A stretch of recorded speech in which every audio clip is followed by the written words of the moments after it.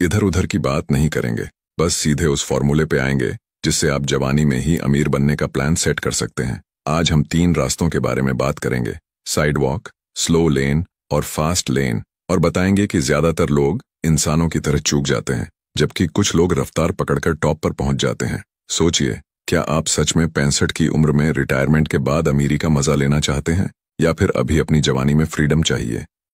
Side walkers वो होते हैं जो पे चेक पर जीते हैं। इनकी फाइनेंशियल इंटेलिजेंस ऑलमोस्ट जीरो होती है। हो सकता है कि इनकी इनकम बहुत ज्यादा हो, लेकिन ये चाहे जितना भी कमा ले सारा खर्च कर देते हैं। चंद सेलिब्रिटीज और प्रोफेशनल खिलाड़ी भी इसी में फंस जाते हैं। कमा तो लेते हैं करोड़ों, लेकिन सब उड़ा देते हैं। जैसे ही इन्हें काम मिलना बंद, इनकी कमाई बंद, और ये सड़क पर। कुछ पुराने एक्टरों की गरीबी या किसी नेशनल लेवल चैंपियन की दयनीय हालत इसी का उदाहरण है। साइडवॉक वालों के पास न सेफ्टी नेट होता है, न बैकअप प्लान, और न ही ये किसी स्किल पर फोकस करते हैं। बस आज का दिन काटना है, कल का क्या होगा कौन देखे। सोचिए, अगर कल ही आपकी इनकम का सोर्स रुक जाए तो क्या आपके पास प्लान भी है?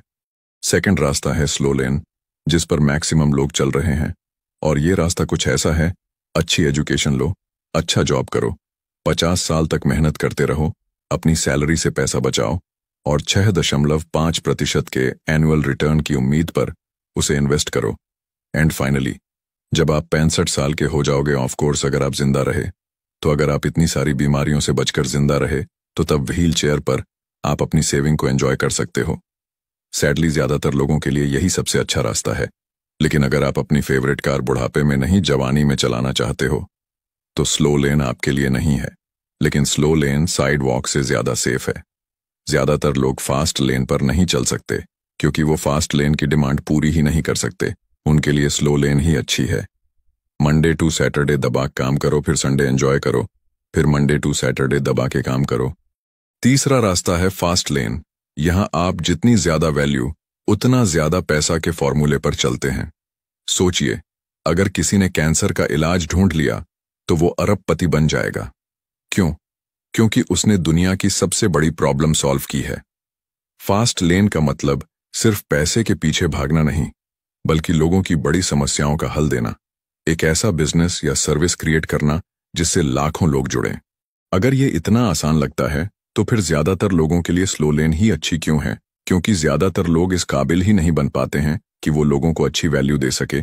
ऐसा क्यों? आप ध्यान से सुनना। क्योंकि वैल्यू देने के लिए टीवी देखना, वीडियोस स्क्रॉल करना बंद करके सीखना शुरू करना होगा। अगर आपको कुछ आता ही नहीं होगा तो आप क्या वैल्यू दूसरों को दोगे? कपिल शर्मा का शो देखकर या यह जान लेने में कि लास्ट ईयर इंडिया किससे मैच जीता था, आप क्या वैल्यू दे सकते हो? सोचो, जब आप टीवी देख रहे थे तब सेम ऑल्टमैन चैट जीपीटी बना रहा था। कॉन्सेप्ट आपको समझ में आ गया होगा। जितनी ज्यादा वैल्यू आप जितने ज्यादा लोगों को दोगे उतना ज्यादा पैसा आपको मिलेगा। इसी तरह मुकेश अंबानी इतने अमीर हैं क्योंकि उन्होंने करोड़ों लोगों को इंटरनेट ऑफ टेलीकॉम देकर ज्यादा वैल्यू दी। आपका काम है सीखना, अपनी स्किल को शार्प करना और दूसरों के लिए वास्तविक हल निकालना। यही फास्ट लेन का रॉकेट फ्यूल है। तो इन 3 रास्तों साइडवॉक, स्लो लेन और फास्ट लेन में से कौन सा चुनेंगे? साइडवॉक आपको कंगाली के खतरनाक मोड़ पर छोड़ देगा, स्लो लेन आपको रिटायरमेंट के बाद सुकून देगा, बट फास्ट लेन ही वो रास्ता है जहां आप जवानी में बड़े सपने पूरे कर सकते हैं, बशर्ते आप वैल्यू दे सकें और लगातार सीखते रहें। आपको बस यह समझना है कि जिस समय ज्यादातर लोग टाइम वेस्ट कर रहे हैं, उसी समय आप एक नई स्किल, एक नई सर्विस या एक बड़ा सॉल्यूशन क्रिएट कर रहे हैं और आपकी दौड़ किसी से भी तेज हो सकती है। अगर आपको यह वीडियो पसंद आया तो इसे अपने दोस्तों के साथ शेयर करना ना भूलें।